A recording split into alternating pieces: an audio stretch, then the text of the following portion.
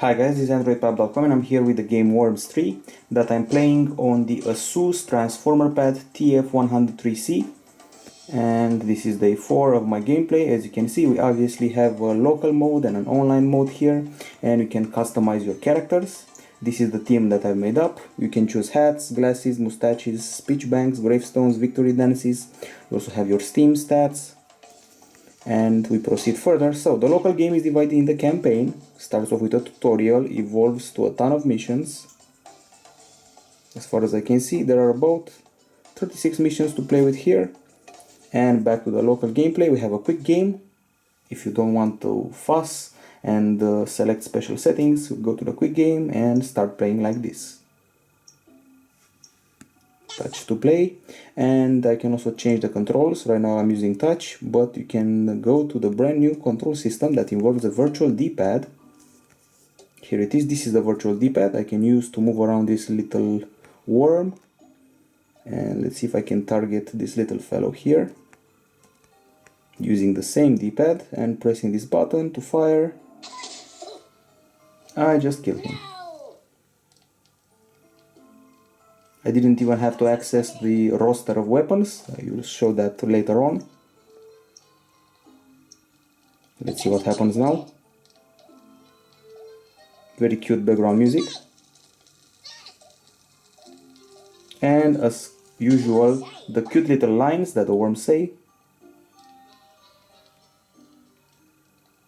It has taken quite a bit of life.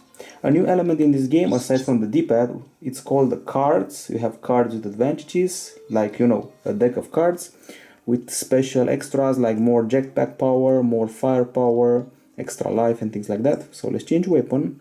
Maybe let's go to a shotgun. Shoot this little fellow in the head. That's gotta hurt, but it didn't hurt as much as I think it would.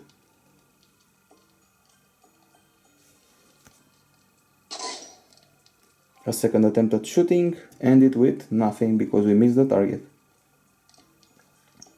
Okay, so now it's their turn. Very nicely designed maps, by the way.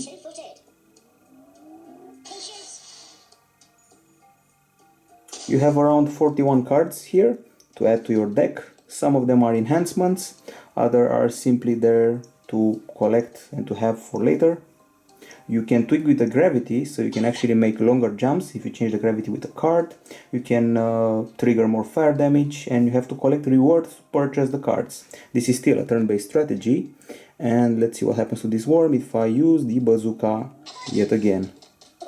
Too much firepower, and I fell into the water almost. Nope, fell into the water and died.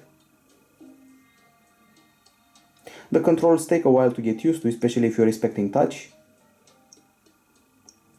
And there are also classes, so there are 3 big additions here. We have the card system, we have the new D-pad control, and we have the classes system. The worm classes are divided into heavy, scientist, scout, and soldier. I guess I'm totally going to lose this battle if I keep losing worms. Maybe let's try and throw a grenade this time.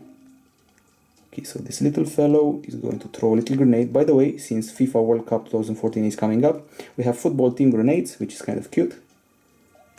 And I'm betting you also have football themed worms. And a blast threw the worm towards me and activated a mine near me, which in turn hurt me. So be very careful what you do, because your actions have consequences and you can end up with your worms getting hurt by your attacks. Aside from the usual weapons like the banana bomb, grenades, and all sorts of rocket launchers and airstrikes, we also have some new and cute weapons. We also have the old woman, we have the Nora virus, which makes your worm contagious and puts him near the other worms to infect them. It's actually very cute. The graphics are pretty nice. You can zoom in a bit and also move around the map, but only a little bit, not very much.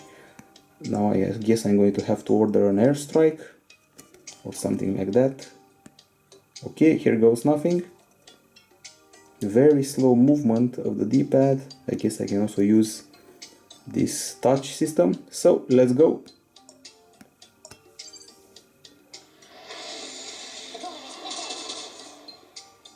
That was napalm actually, and it's going to keep burning that little worm till it kills him or not.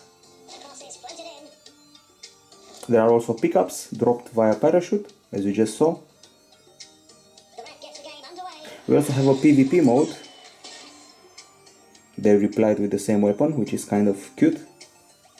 As I said, you also have a multiplayer mode. You can do multiplayer in an asynchronous system. So you play your turn, then your enemy gets your turn, and he can reply with his own turn and taking his time. He can take his time for hours, days, depending how long you want the session to last.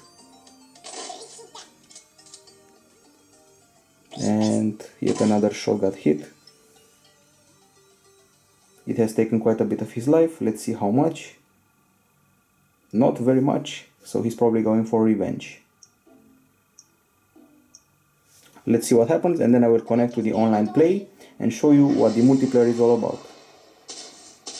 That was actually pretty painful. I guess my 2 worms are dead, or at least one of them is. Almost 2. Okay, so this battle is almost lost. There's no point in going on here. Let's quit and see the other sections. As you can see, the game just quit on me, and it happens quite a lot. That justifies the low grade that I'm going to give to this game. Usually it would have been a high grade, maybe something like a 9, because it's a very fun game, it's classic. It reminds me back of the days when I was in high school and playing Worms 3. Well, this one has bugs, has crashes, and the control, well, I don't find it quite easy to use, the new control system. Okay, so back here we have the campaign, quick game, practice match, body count, which is basically a system of waves that are coming towards you and you have to beat them all. Then you have pass and play. And then we got the online mode where you can find a guy, play him, start a new game that can be ranked or not. You have to find a player, wait for him to connect and send him your turn, then he sends you his turn, and then you keep waiting for each other for many minutes, get annoyed, give up the session, and that's about it. With these defects mentioned, the crashes, bugs, the control system I don't like, and the multiplayer that also I don't like, I give this game a 7.5 out of 10. It's a classic Worms game, it's fun to play, but the controls and crashes are a bit killing it. Of course, with an update and problem solved, it will be very appealing. It may become a 9, but till then it's 7.5 out of 10 from Androidpipe.com. This is it for us. Bye bye.